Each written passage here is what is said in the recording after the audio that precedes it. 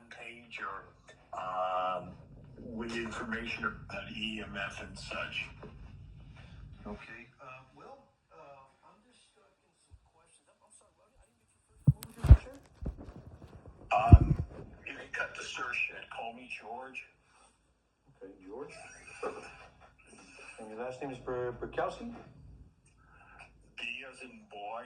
Okay. R-O-Z like zebra. Okay. O-W-S-K-I.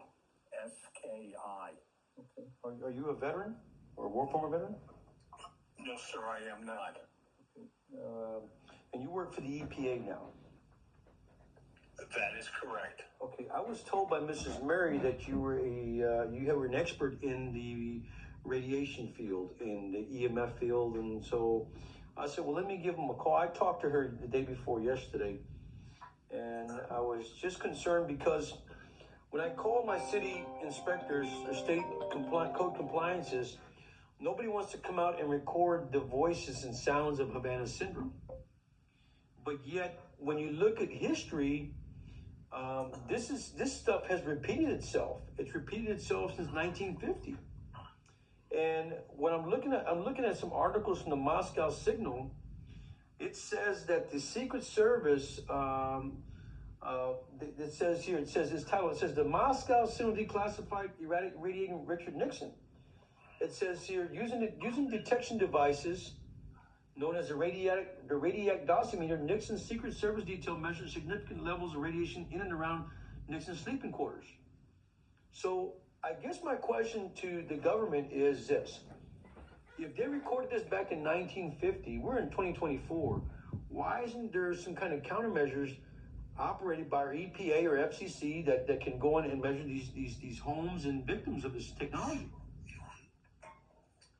Well, like I mentioned before, we, the EPA, have no regulatory authority with regarding to electromagnetic frequencies or radiation. Let me also go back, and when you spoke with Mrs. Murphy, she put you in contact with me. I am the regional radiation health physicist, and along with a bunch of other things here too.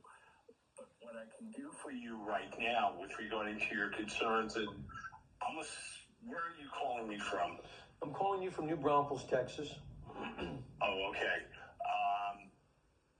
Near San Antonio. Usually local city, county health departments don't have much knowledge with regarding to EMF is concerned.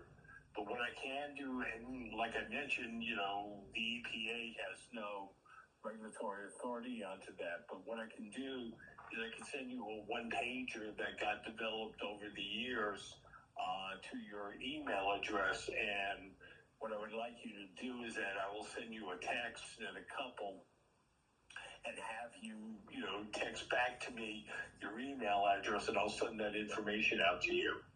Okay, because I am a former veteran, and I was a private investigator for insurance companies. And so when I left the military, I was kind of in suspense of being eradicated while serving the armed forces in today. And so, it was kind of a strange feeling. And I left homes, I left the city, I left my state to try to analyze this stuff, but it will not leave you alone. And it seems to me that it's enhanced now with all these antennas, these Gwyn towers that are popping up all over the place. That even if I unplug myself totally from the network, unplugging my Wi-Fi signal, turning off my phones and leaving the state and leaving the city, I'm still being victimized by this technology that we call today Havana Syndrome Anonymous Health Incidents. Now, TRICARE Insurance, which is an insurance industry for the military personnel, are aware of that. So is the VA. They give a 126 tutorial on Havana Syndrome. But then I asked myself, well, who is going to come out to my home and investigate this with some kind of measurement or countermeasure? Who's going to do that? I would get in contact with the Federal Communications Commission on that. Well, I did. And what they gave me was 896 cases of people being victimized all over the United States. That's what they did. That's what they did for me. And I can give you that information if you like. I can email that to you too. But but they gave me 896 complaints of Americans all over the United States complaining about the same thing I'm complaining about here in Texas. Okay, when I send you my email, let's go ahead and do that then, okay, please? Okay. Yeah, see, so what history has said is that, yes, we do. There was a guy by the name of Maslin Muser who worked for the Department of State. He's a security technician who first identified the Moscow signal. And it said that he used the Tums microwave beam to record the signal from the Moscow signal chancery in Moscow and New York and in Washington. And that he was using the countermeasure to measure the amount of radiation exposure to these federal officials. You know, and so the Tums unit was used back in the days. And Secret Service says they're using the Radiac dosimeter to countermeasure Nixon's attack. So, and then I hear another girl who says the Army is using quantum electronic warfare, known as the Rydberg sensor, to record this stuff. So I'm not certain who has the power to come out to someone's home and record this to file a legitimate complaint with the agencies such as the VA, Social Security, or Workmen's Compensation to say, yes, I'm being victimized by this. I'm being harmed. There's no one out there yet, sir. That's what I'm trying to question the government. Who do we go to for these investigations or to file a complaint? I would go back to the VA facility near you and have them assist you. Okay. You think they have the tools to record this microwave frequency or direct energy weapons? I do not know. Okay. Now, let me ask you something, sir. Are you familiar with Havana syndrome at all? I am. Okay. What do you think about that? In my opinion, As a physicist, yes, sir. opinion, As a physicist, yes, sir. Mine alone, possibly is a new technology that needs further investigation. Okay.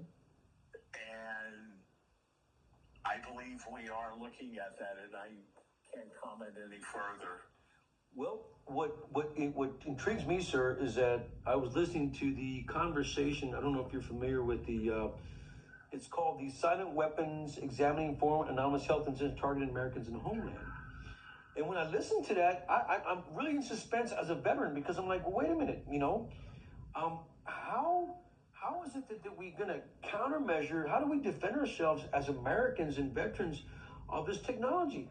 And so I leave a question to my congressmen and senators who are there to help me and investigate the problems in our country today. And so when I asked him, all they sent me was this video here. And like I said, this video itself is just totally, I mean, I was like, oh my God. But if you can hear this here. These are very covert weapons, aren't they? They don't leave behind bomb fragments, bullet holes, etc. They could absolutely be used by our adversaries and have very low levels of, very easy to deny that they were even there, that they were used. Is that correct? That's correct. There's no entry or exit wound. How they're designed is to make the target feel like they're crazy, like they're imagining things, especially on the low duration. So after hearing that, you know, I'm like, well, wait a minute, you know, there's got to be an agency to report this to, you know. Okay, well, here's the deal. Let me go ahead and send you, let me text back to you my email address. Okay. And please write back to me, okay? Okay, will do, sir. All right, have a good one, Thank okay? you. And Happy New Year. You too. Thank you very much.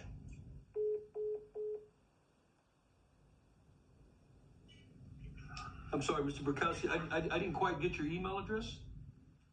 I'm going to send it to you right now, Oh, okay? okay. Okay.